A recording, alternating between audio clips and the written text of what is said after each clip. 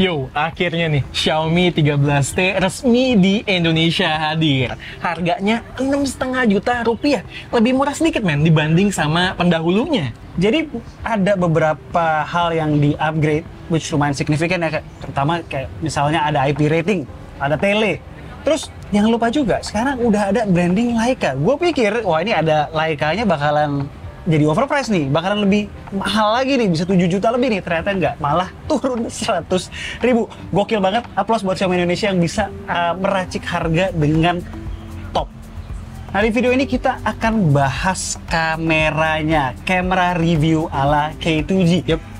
Apa sih sebenarnya arti Leica di belakang ini? Apa yang Leica represents? Apakah bisa menghasilkan foto yang pasti keren, pasti jadi every time, atau masih ada hal-hal yang sebenarnya juga perlu diperbaiki? Itu yang mau kita bahas di video ini.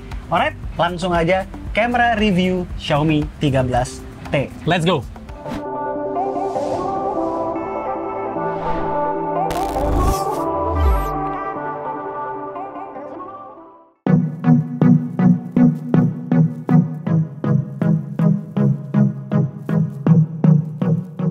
Sebelumnya, gue mau minta maaf dulu nih guys, telat uploadnya. Biasa, nungguin satu update yang hopefully fix masalah di kamera yang nanti akan gue bahas. Kelamaan tapi, jadi ya udahlah upload aja dulu sekarang. Nanti kalau udah di fix ya tinggal bikin video lanjutan lagi, ya nggak? Seperti biasa, sebelum masuk ke konten utama, sebagai mukadimah di K2G adalah spek. Untuk kamera Xiaomi 13T ada 3 ya di belakang, 1 di depan, dan 0 gimmick kamera kali ini. Nice.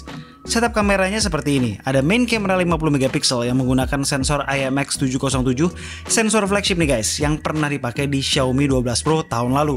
Lalu ada kamera ultrawide 13 megapiksel dan telephoto 2x 50 megapikselnya pakai sensor OmniVision. Terakhir, kamera selfie-nya Sony IMX596. Sebagai otak dari image processing, Xiaomi 13T didukung SoC MediaTek Dimensity 8200 Ultra. Notice embel-embel Ultra di belakangnya guys. Artinya ada kolaborasi khusus antara Xiaomi dan MediaTek, sehingga Xiaomi dan Leica dapat full akses ke tuningan ISP-nya. Mantap!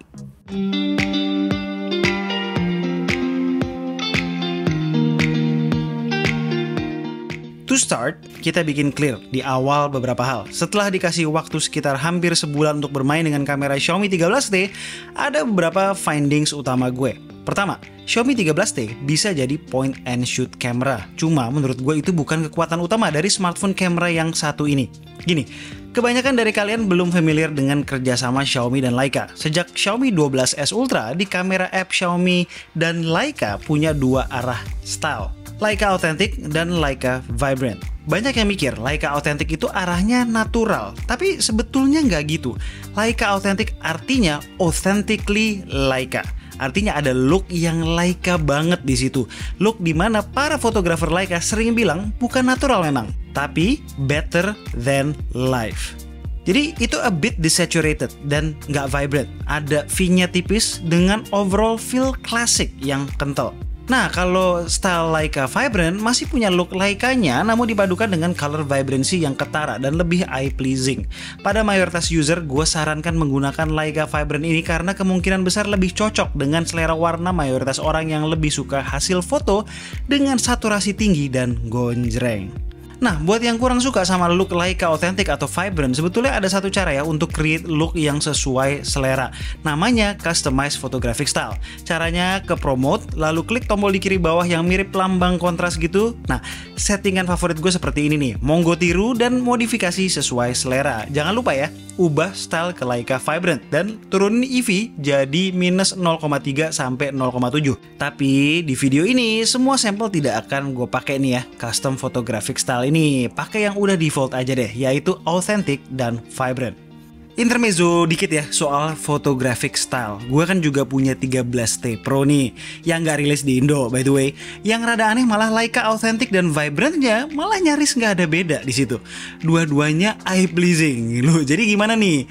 Mau ada perbedaan tuning antara kedua style itu nggak nih dari Xiaomi dan Leica? Xiaomi 13T di firmware awal ini menurut gue belum mencapai potensi fullnya. Masih ada kekurangan which udah gue expect. Karena walaupun ini bukan smartphone pertama Xiaomi yang berkolaborasi dengan Leica, ini adalah smartphone berdimensity pertama yang dituning oleh Leica. So, gue expect proses perfecting tuningnya masih berjalan dan hopefully bakalan diperbaiki kekurangannya melalui software updates. Hal yang paling berasa butuh update itu ada di style Leica Authentic. Di style ini, at least di firmware awal sekarang ini masih membutuhkan user input untuk menghasilkan foto yang bagus, alias masih belum point and shoot ready. Let me explain. Problemnya ada di metering ketika detect wajah orang dalam jarak dekat, lalu smartphone mendeteksi bahwa ini adalah sebuah foto objek orang.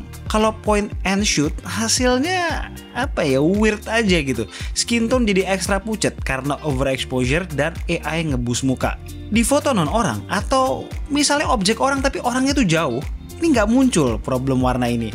Tapi santai, cuma butuh simple step untuk override AI dan kasih look yang top abis. Tap aja di mukanya atau kalau scene cocok, coba underexpose sedikit dan hasilnya nanti bakalan voila, kita dapat that authentic Leica look yang semakin kental tanpa misprocessing tadi. Yang gue suka dari Leica Authentic ini adalah betapa kerennya dia menghandle shadows, dark enough untuk memberikan look yang dramatik, namun tetap mempertahankan details in shadows yang juga tidak kalah penting. Lalu look analog itu masih berasa banget cuy. Buat kalian penyuka film emulation, gue rasa bakal jepret pakai Leica Authentic terus nih ya.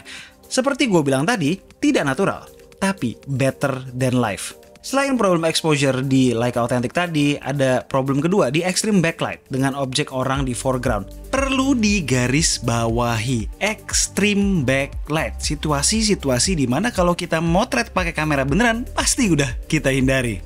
Kalau sekedar backlight biasa sih aman. Kalau soal ini berdasarkan pemakaian Xiaomi 13 Ultra gue selama sekian bulan yang telah melalui beberapa updates, memang sepertinya kolaborasi Xiaomi dan Leica paling lemah di sini. Seolah gini loh, Leica tuh as a camera company bilang, I don't care about backlight situation as extreme as this. Jadi seolah-olah dia nggak mau nih ngebenerin. Jadi kalau udah backlight se-backlight itu, ya salah aja secara teknis, orang nggak boleh foto di kondisi kayak gitu kayaknya. Jadi nggak bener aja secara keilmuan mungkin ya. Nah, tapi perlu di note, kalau backlight tapi main objeknya bukan orang sih nggak gitu. Bagus banget malah dynamic range-nya. Ya, soal problem metering tadi dipikir-pikir mirip ya sama di Sony Xperia One Mark V kemarin. Anyway, gue berharap ya ini di fix di next update. Karena di luar itu jepret-jepret pakai Xiaomi 13T, extremely fun dan bagus hasilnya. Lagi-lagi untuk bilang bagus atau enggak seperti biasa, kita harus punya perbandingan dong. Pertama dengan pendahulunya yaitu Xiaomi 12T. Di good lighting perbedaan mostly datang dari look dan warna. 12T itu eye pleasing pakai banget dengan reds-nya di boost. Sementara 13T walaupun pakai Leica Vibrant masih lebih dekat dengan reality. Soal detail 11-12 aja ya expected di good light seperti ini. Lalu di extreme backlight ternyata 13T masih lebih baik dari 12T, terutama soal detail dan warna di foreground. Cuma langit di 12T masih lebih terlihat natural. Perbedaannya semakin berasa di low light, di mana detail dan warna jauh lebih baik dan akurat di Xiaomi 13T. Next, yuk kita bandingin dengan dua smartphone di price range yang mirip. Juga sama-sama pakai SoC Dimensity, yaitu Realme 11 Pro Plus dan Vivo V27. Semua point and shoot dan di 13T pakai Leica Vibrant. Di sini nih, berasa banget ada 3 arah karakter warna yang berbeda. Realme 11 Pro Plus ke arah eye pleasing, mutihin skin tone anak gue. Vivo V27 lebih ke eye pleasing yang ekstra gonjreng. Sementara Xiaomi 13T dibilang natural enggak, dibilang eye pleasing juga enggak, namun punya karakter yang gue jelasin di awal tadi. Semua kembali ke selera fotografi mana yang mau dikejar. Kalau soal detail, yang paling pas menurut gue Xiaomi 13T. Bandingin alis anak gue di ketiga foto ini. Di Realme 11 Pro Plus tajam tapi masih berasa over sharpen. Alis yang harusnya terlihat halus jadi berasa kasar. Pori muka juga kelihatan di sharpening. V27 lebih berasa over sharpen lagi di alis. Berasa banget sampai keluar white fringe-nya di antara helai alis. 13T secara detail gue paling suka ya, tajam tanpa over sharpening dan paling minim dimensity look-nya.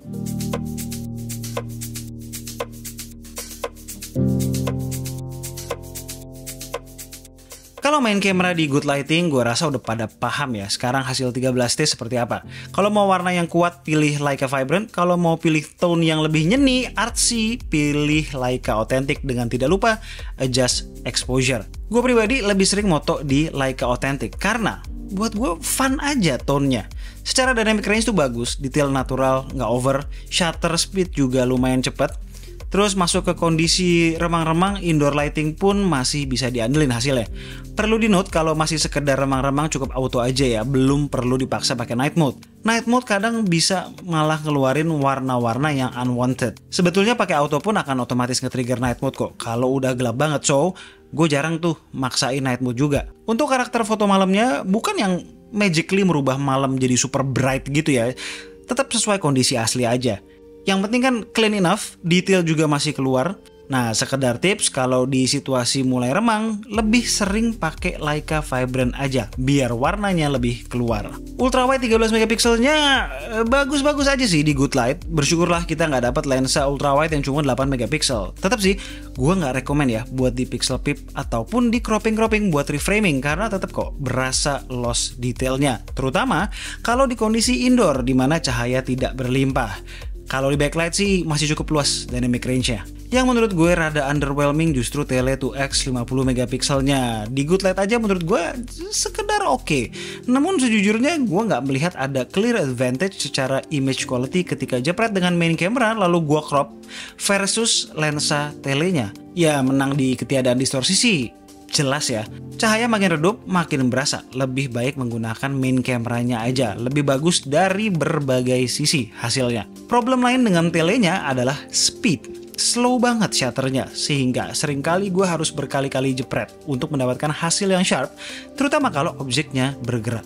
Tapi lagi-lagi mesti inget ya, di range harga segini dapat tele pun sebetulnya udah nilai plus banget guys. Rata-rata pesaingnya masih berkutat dengan gimmick kamera saja kan. Bener gak? Begitu juga dengan mode portrait. Lebih rapi kalau kita pakai lensa utama cuy. Separasi antara foreground dan backgroundnya. Balik ke depan, soal selfie kamera ya just okay lah di kondisi good light. Portrait selfie-nya sih sama-sama belum rapi nih. Mudah-mudahan soal portrait mode ini masuk ke list yang bakal diimprove oleh Xiaomi di update yang akan datang ya. Kalau udah minim cahaya sih udah nggak bagus selfie-nya secara overall. Video selfie-nya sekarang mentok di 1080p 30fps, dimana merupakan penurunan secara frame rate dari Xiaomi 12T.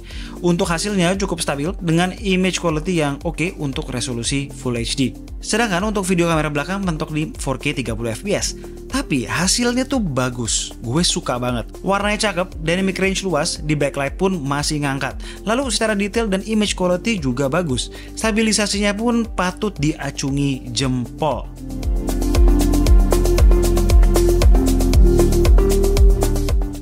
Surprisingly, sampai dalam kondisi low light pun masih sangat usable banget footage-nya. Nice. Sekedar info, all cameras di belakang bisa ngerekam 4K 30fps, stabil pula, dan bisa pindah-pindah lensa while recording. Goks! Ada beberapa fitur kamera lain yang perlu kalian ketahui. Ada yang namanya Master Lens System di portrait mode yang mensimulasikan 3 lensa serta tipe bokehnya. Kalau yang 90mm soft focus sih kurang suka ya gue ya. Terus ada beberapa preset watermark untuk show off branding lingkaran merahnya Leica. Yoi. Dan terakhir jangan lupa ada beberapa preset filter yang bisa di-apply ketika jepret foto maupun nanti di editing via galeri bawaan Xiaomi. Yang paling penting jelas ada 4 filter Leica, yaitu Vivid Natural, Black and White Natural, dan Black and White High Contrast.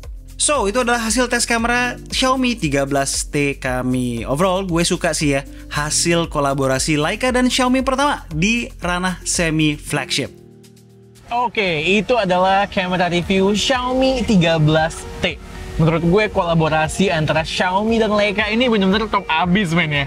Buat gue tuh ini mengembalikan rasa fun dalam mobile fotografi dengan hasil yang berkarakter, which artinya seru banget buat dieksplor. Namun, dengan adanya Leica di Xiaomi 13T, itu nggak membuat every shot jadi eye-pleasing, sesuai sama selera mayoritas yang suka gonjreng cetar gitu. Kalau yang dicari sekomersil itu, masih ada beberapa smartphone lain di luar sana. Ya. Di Xiaomi 13T, Xiaomi menawarkan hasil dengan look yang artsy, estetik, dan cocok buat fotografi entusias yang tahu apa yang mereka mau jepret. Kalau ditanya sempurna apa enggak, ya belum ya. Sebenarnya kita berdua berharap handphone ini lebih bisa point and shoot, terutama di mode Leica Authentic tanpa harus ada input dari user. Ya menurut gue masih wajar sih ya, karena ini adalah smartphone dengan MediaTek Dimensity pertama yang ada label co-engineered with Leica-nya. Dan gue yakin men kalau hal kayak begini harusnya mudah dibenahi via software. Di luar itu nggak ada deal breaker yang berarti buat kita berdua. Kita berharap input kita ini ditonton sama Xiaomi Indonesia ya, buat update ke depannya. Nah di luar itu as a phone sendiri, gue suka lah ya.